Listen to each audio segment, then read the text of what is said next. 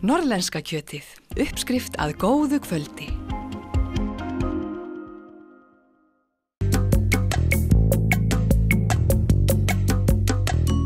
Rótari alþjóðleg hreyfing fólks úr atvinnulífi og opinberri þjónustu sem starfar í 200 löndum. Á Íslandi starfræktur 31 Rótari klúbbur og einn þeirra Rótari klúbbur Akureyrar sem hefur nú starfað í hartnær 80 ár. Af því tilefni hefur verið sett upp sýning á Amtsbókasafninu á Akureyri sem hefur að geyma ýmsar heimildir sögu klúbbsins. Við kíktum á sýninguna og ræddum við Hermann Sigtryggsson, heiðursfélaga Rótari klúbbs Akureyrar. Já, svona almennt markmið Rótari að efla bræðralag og veita þjónustu. Og Rótari stendur að hvers konar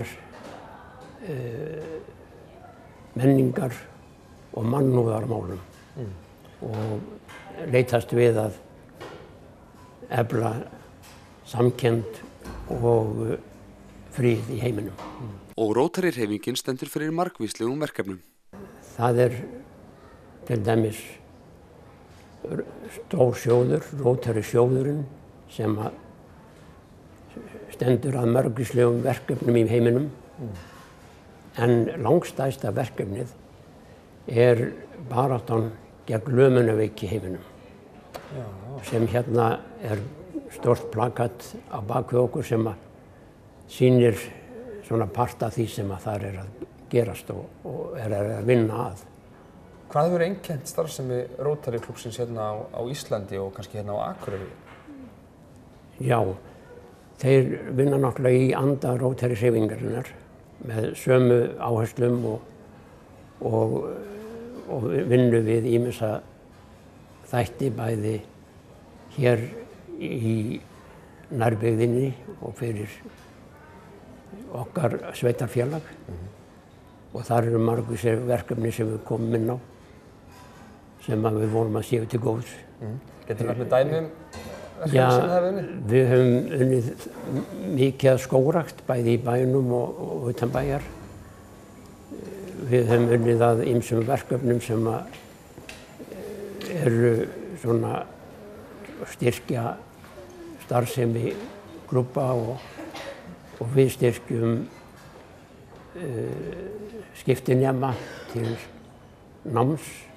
Rótari klúbbur Akureyrar var stofnaður árið 1939 og hefur Hermann verið í klúbbnum í 53 ár. En hvað hefur breyst á þessum tíma? Það fjöldamargt sem hefur breyst. Að vísu hefa siðir og reglur Rótari ekki breyst mikið á þessum tíma. Við höldum þá yfirleitt alla í heiðri. En hins vegar klúbburinn orðinn opnari og klúbbarnir orðnir opnari heldur en hann var. Þetta bæði karla- og kvennaklúbbar eða kvenna-karlaklúbbur sem starfa núna. Áður voru þetta eingöngu karlmenn en það liðin tíð. Og svo eru bara þessi Rótari gildi sem við förum eftir og þau breytast tiltölulega lítið. Og nú erum við á þessari sýningu hérna í Amtsbókasafninu.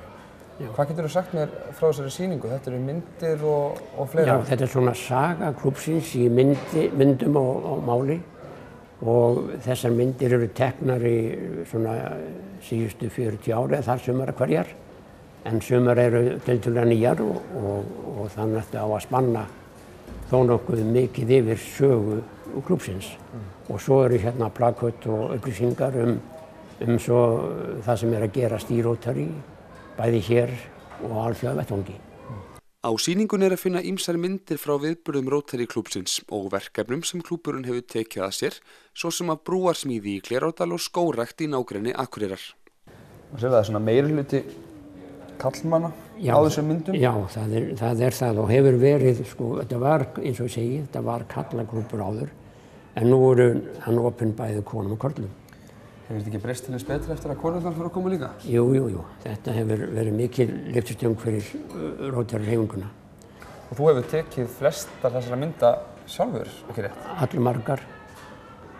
Og þannig að þú ert vel kunnugur þessu starfi sem hefur átt sér stað hérna síðustu 53 árum eða eitthvað?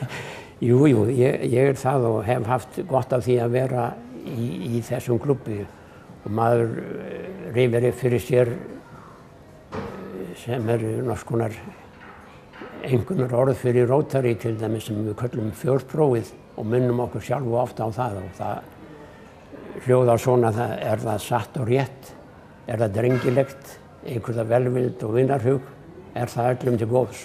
Ef maður geti svarað þessum spurningum öllum játandi, þá er maður tiltölulega góðum málum. Norðlenska kjötið, uppskrift að góðu kvöldi.